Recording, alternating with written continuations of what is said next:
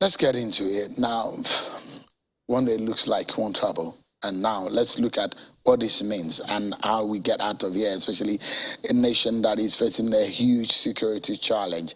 How do we get out of it? Is that the solution? Let's hear from one man who spent almost all his life in the intelligence community, Mr. Mike Ejiofor, a former director at the DSS. Thank you so much indeed, Mr. Ejiofor, for joining us tonight. Thank you. Do you think that decision of the National Security Council today is the right way to go? Well, I don't think it's a decision yet. It's being proposed. They're contemplating it. Contemplating banning of motorcycles. Nationwide. Nationwide. And it has a wider, very large implications, socio-economic implications. Because if we say there's a ban on motorcycles all over the country, how would people be traveling, especially in rural areas and the remote communities? That brings a challenge. But I think what government should do in this area, a blanket ban is going to cause a lot of problems, socioeconomic problems.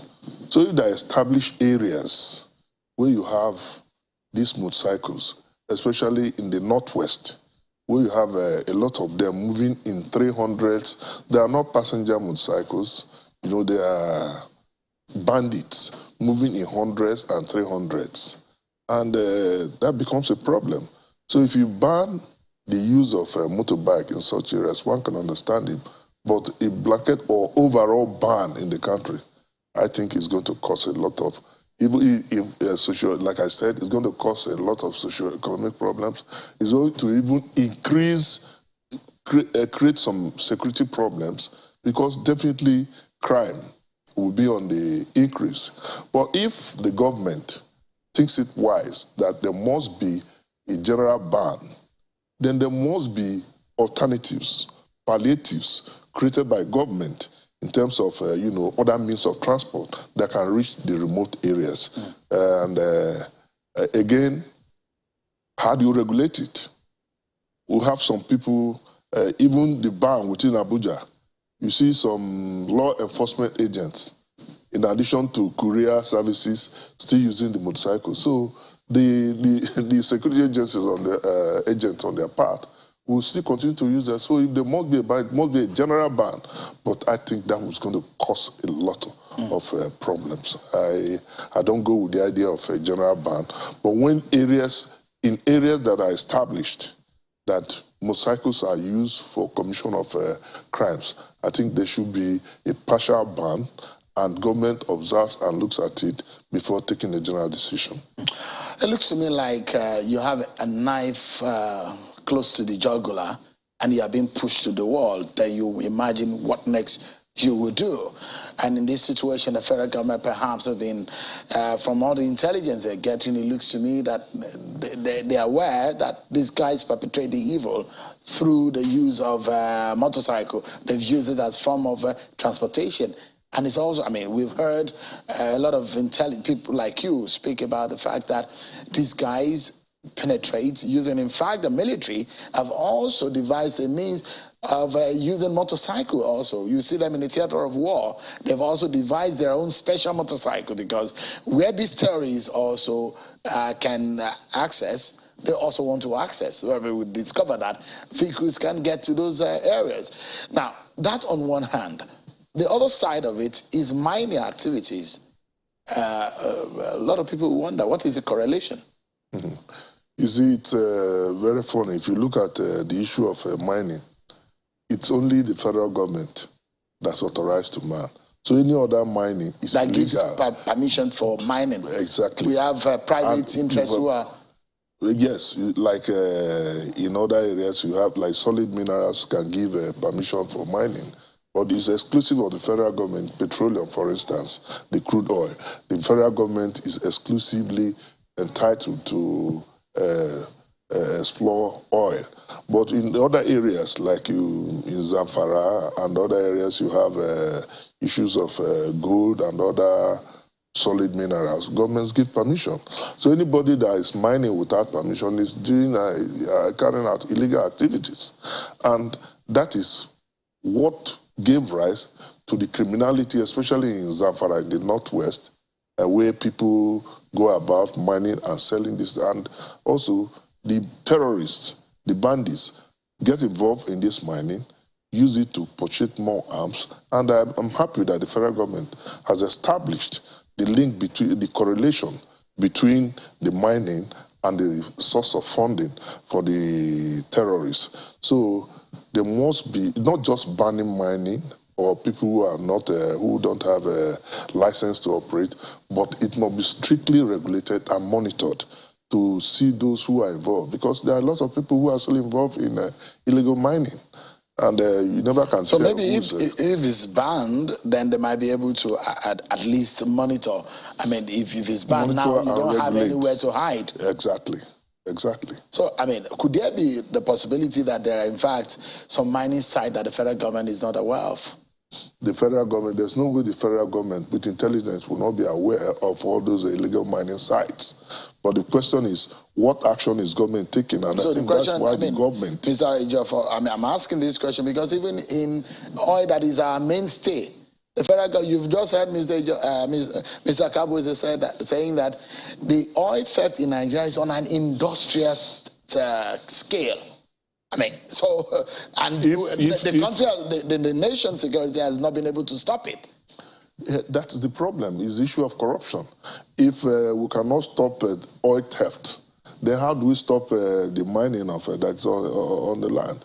You see, it's not easy for this oil theft without the collaboration of some multinationals and locals who get involved in all this. I mean, I was involved in an investigation while I was in the service, and I had an encounter with one of the illegal operators exploring oil, the crude oil. And he asked me a question pointedly, whether he has a vessel. And I say, yes, no, you don't have a vessel. And he asked, is he in the military? So we need, and I said no. He said, okay, that for us to stop the theft, we should look at the multinationals, our security agencies, and the foreign multinationals who come here to, it's a syndicate, it's a cartel that's involved in this oil theft. It's not just and these are not mere men. They are not mere men. They are backed by powers. The rich. They are backed by powers in government. So, really? Yes. They are backed by powers in government, and that's the issue of corruption. If we can account for our oil, the crude oil we produce in this country, I don't think we'll be looking for money or borrowing money. Because, I mean, the question is sad that what has become our mainstay, the mainstay of our economy, that is the cash cow. That's where the nation gets money from.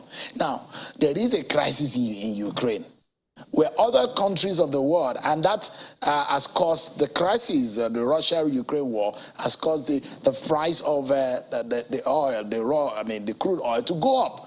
Now, instead of us to benefit from that, we are not able to benefit. And it's a window for you to have cash, cash out or cash in, whatever the case may be. From that, we are not able, and it's so sad that it's also a group of people that are benefit. And it comes to a point in this country also that we realize that it's just a few people that are also benefiting from the fuel subsidy scam.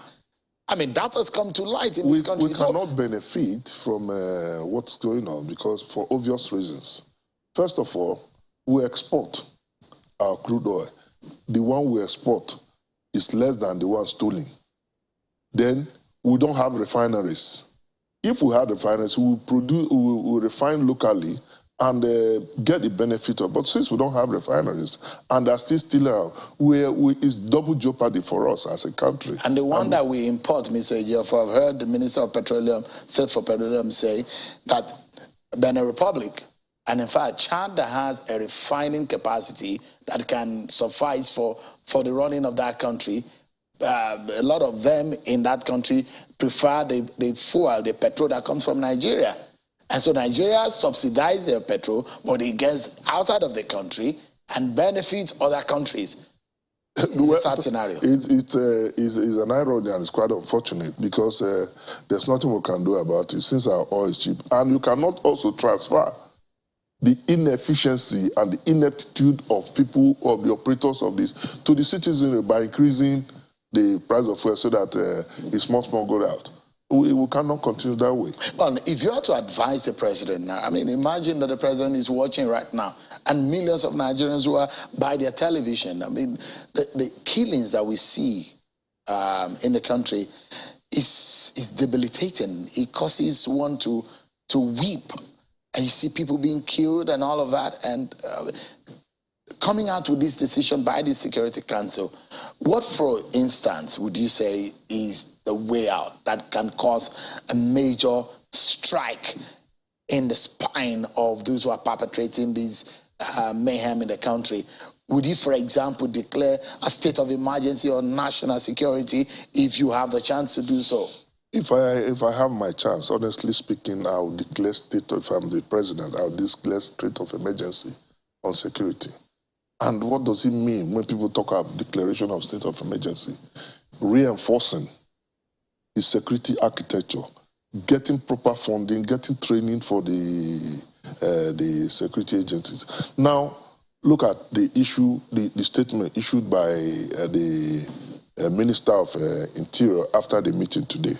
I think I've been vindicated. You recall that when we were here, I called for investigation into the jailbreak, for instance, in Kuje and other areas. He has come out openly.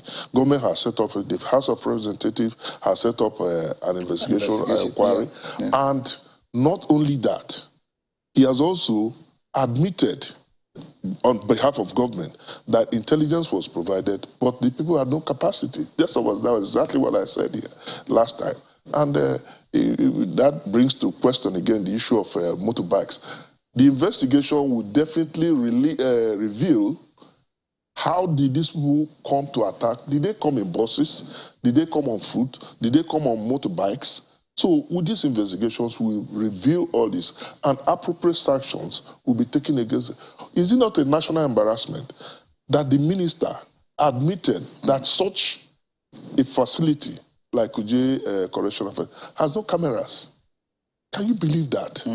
It's a national embarrassment. On a final note, Mr. Ejiofor, you've said that you will ask, if you have the powers, ask for a declaration of state of emergency.